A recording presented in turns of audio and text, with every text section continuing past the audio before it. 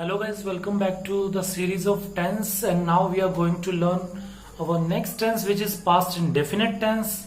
So let's start this tense, and if you have not learned the previous lessons of this tense series, so you can watch them in our YouTube channel, जिनके links मैंने आपको नीचे दिए हैं. तो आज शुरू करते हैं हमारा नेक्स्ट टेंस, जो कि हमारा पास्ट इंडेफिनिट टेंस. ठीक है.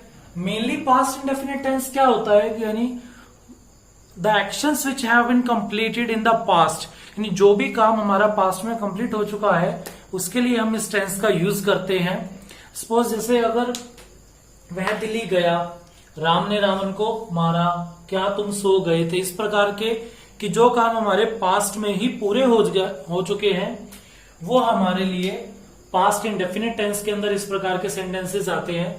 और इनकी पहचान क्या होगी हमारे पास, कि अगर हमारे किसी भी हिंदी वाक्य के अंत में, यानी हिंदी सेंटेंसेस के एंड में ता था, ते थे, ती थी, गया, गए, गई, यानी आ, ए, ई, इस प्रकार के जो वर्ड्स आ जाए हमारे पास, तो वो हमारे पास्ट इंडेफिनिट टेंस के सेंटेंसेस होते हैं. और उसके बाद है हमारी मेनली इसमें हेल्पिंग वर्ब कौन सी यूज होती है, यानी अगर हम किसी सेंटेंस को बनाते हैं कि हमारे पास सपोज ये सेंटेंस है, वह दिल्ली गया, तो इसका क्या बन गया हमारे पास,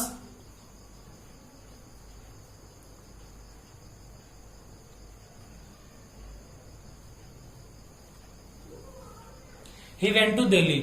अब हमने कैसे बनाया कि इवेंट कहां से लेकर के आया, हमने किस रूल के अकॉर्डिंग बनाया, तो हम सबसे पहले उसके लिए यूज करते हैं हमारी हेल्पिंग वर्ब्स और प्लस वर्ब की फॉर्म्स. तो इसके अंदर जो हेल्पिंग वर्ब यूज होती है हमारी, अगर हमारा सेंटेंस एफर्मेटिव है तो उसके लिए हम यूज करेंगे हमारी वर्ब की सेकंड फॉर्म का. और अगर हमारा सेंटेंस पास्ट इंडेफिनिट है लेकिन नेगेटिव सेंटेंस है, या फिर कोई हमारा इंटेरोगेटिव सेंटेंस है. नेगेटिव सेंटेंसेस हमने पहले पढ़ा हुआ है कि कौन से होते हैं, यानी जिनमें कोई नकारात्मक बात की गई हो. या फिर इंटेरोगेटिव सेंटेंसेस कौन से होते हैं, जैसे कि ये जिसमें क्वेश्चन पूछा गया है, क्या तुम सो गए थे, जिनके पीछे हमारा क्वेश्चन मार्क आता है, वो हमारे इंटेरोगेटिव सेंटेंसेस होते हैं. इन सेंटेंसेस के अंदर हम यूज करते हैं हमारी हेल्पिंग वर्ब कौन सी है, वो हमारी डिड. अब डिड एक ही है तो इसीलिए हम चाहे हमारा जो सब्जेक्ट है वो सिंगुलर हो या प्लूरल हो, उसके लिए हम किसका यूज करेंगे, डिड का यूज करेंगे, और साथ में उसके यूज करेंगे वर्ब की फर्स्ट फॉर्म का. तो चलिए एक बार देखते हैं इनके रूल्स को कि कैसे हमने इस सेंटेंसेस को बनाना है, इसके स्ट्रक्चर्स क्या हैं. आप एक बार इसका स्क्रीनशॉट ले लो और फिर हम देखते हैं कि इसके स्ट्रक्चर्स कैसे बनाया जाएगा, इसके एफर्मेटिव सेंटेंसेस को, सिंपल नेगेटिव को, इंटेरोगेटिव और इंटेरोगेटिव प्लस नेगेटिव को. तो देखते हैं.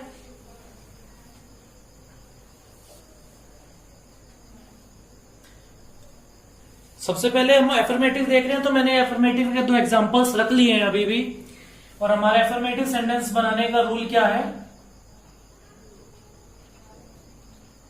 बहुत ही सिंपल रूल है.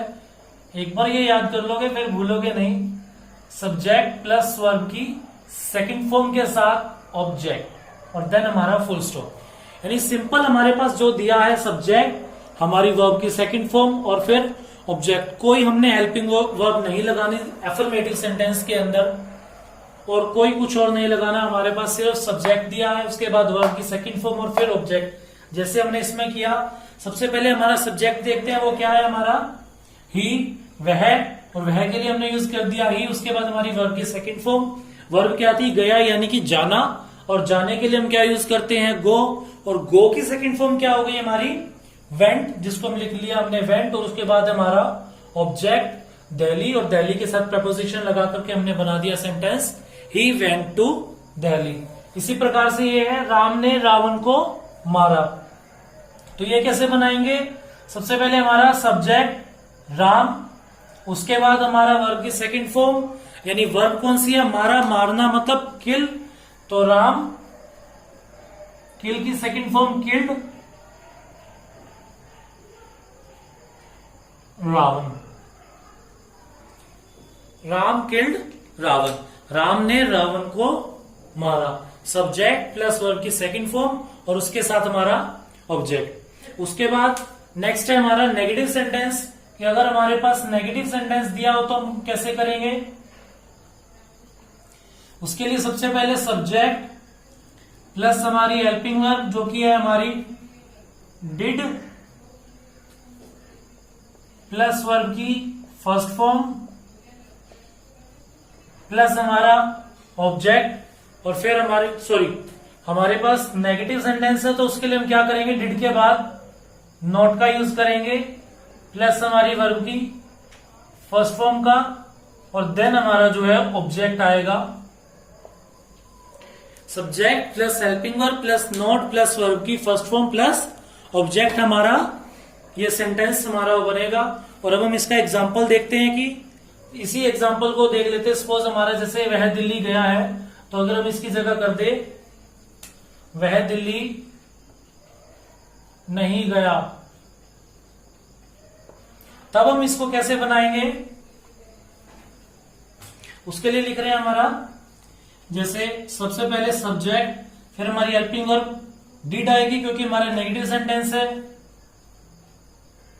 उसके बाद हमारा नॉट, फिर हमारा जाना वर्ब की फर्स्ट फॉर्म गो, और फिर ऑब्जेक्ट हमारा दिल्ली।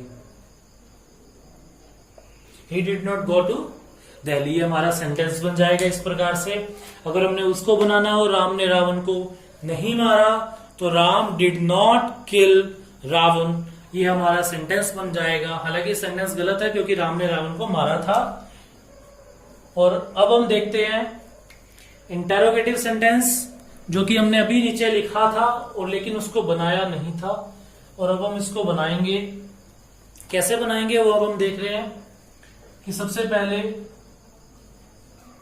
क्या लिखेंगे हम। अगर हमने इंटेरोगेटिव सेंटेंस बनाना है उसके लिए हम सबसे पहले लिखते हैं हमारी हेल्पिंग वर्ब जो कि है हमारा डिड, उसके बाद हमारा सब्जेक्ट प्लस हमारी वर्ब की फर्स्ट फॉर्म और प्लस हमारा ऑब्जेक्ट के साथ क्वेश्चन मार्क। ठीक है, यानी हमने सबसे पहले हेल्पिंग वर्ब, फिर सब्जेक्ट, फिर वर्ब की फर्स्ट फॉर्म, ऑब्जेक्ट और हमारा क्वेश्चन मार्क जो हमने लिखना है। अगेन इसका एग्जाम्पल देखते हैं। हमारा एग्जाम्पल क्या है, सबसे पहले कि क्या वे सो गए।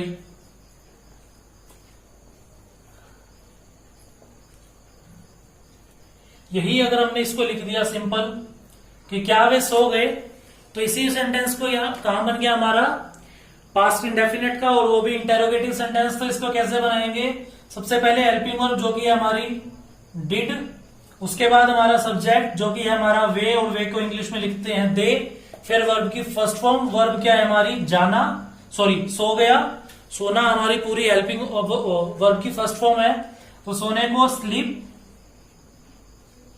और हमारे पास कोई भी ऑब्जेक्ट नहीं है तो ऑब्जेक्ट नहीं, उसके बाद हमारा क्वेश्चन मार्क, तो हमने वही क्वेश्चन मार्क यहां पे लिख दिया, डिड दे स्लीप,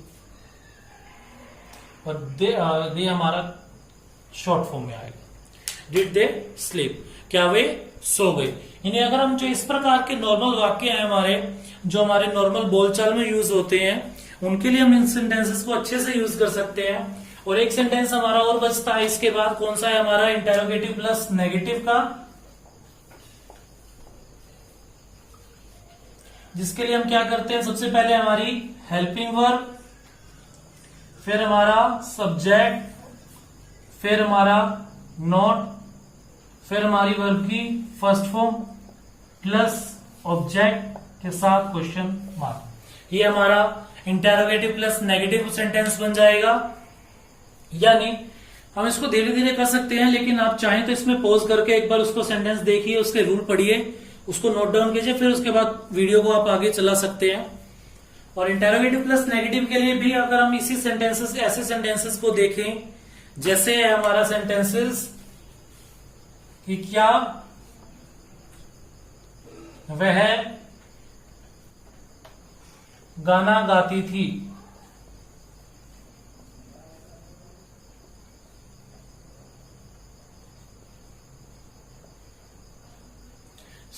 क्या हमें नेगेटिव देखना है, तो क्या वह गाना नहीं गाती थी। हम अगर अब इसको सेंटेंस को देखें, हम ये भी बना सकते थे, लेकिन हमने इसका देखना एक एग्जाम्पल, तो हमने ये लिखा कि क्या वह गाना नहीं गाती थी। इसके लिए हम इसको बनाएंगे। सबसे पहले हमारा हेल्पिंग वर्ब के रूप में डिड, उसके बाद हमारा ही सब्जेक्ट है, फिर हमारा नेक्स्ट नॉट, उसके बाद हमारी वर्ब की फर्स्ट फॉर्म सिंग, गाना गाना हमारा सिंग होता है, और दूसरा गाना जो है वो हमारा ऑब्जेक्ट के रूप में है और वो क्या है, सॉन्ग, और लास्ट में हमारा क्वेश्चन मार्क जिसको हम यूज करेंगे डिड। यहां लड़की है तो उसके लिए हमने शी यूज कर लिया। अगर गाता था हो जाता तो ही आ जाता। हमारे पास did she not sing a song, जो हमने यहां पर अभी सेंटेंस बनाया है। ये हमारा इसी प्रकार से हमारा पास्ट इंडेफिनिट टेंस कंप्लीट हुआ, जिसमें हमने सिर्फ 10 मिनट के अंदर ये देखा कि कैसे हमारा सेंटेंस जो है वो सिंपल, नेगेटिव, इंटेरोगेटिव और इंटेरोगेटिव प्लस नेगेटिव के अंदर हम इन रूल्स को अकॉर्डिंग उन सेंटेंसेस को बनाते हैं। और अगर हमारे पास कोई WH वर्ड आ जाता है तो उसके लिए क्या करेंगे, सबसे पहले हम WH वर्ड लिख देंगे और उसके बाद हमारा एज इट इज रूल जो है वो सेम रहेगा। तो आज के लेसन में इतना ही है हमारे लिए। नेक्स्ट लेसन में हम करेंगे हमारा past continuous tense. I hope आपको ये समझ में आया होगा। अगर फिर भी आपको कोई डाउट है या कोई प्रॉब्लम है तो आप वो कमेंट बॉक्स में पूछ सकते हैं। और अगर ये वीडियो अच्छी लगी है तो इसको लाइक कीजिए और चैनल को सब्सक्राइब कर लीजिए ताकि आपको आने वाली वीडियोस की नोटिफिकेशंस मिलती रहें।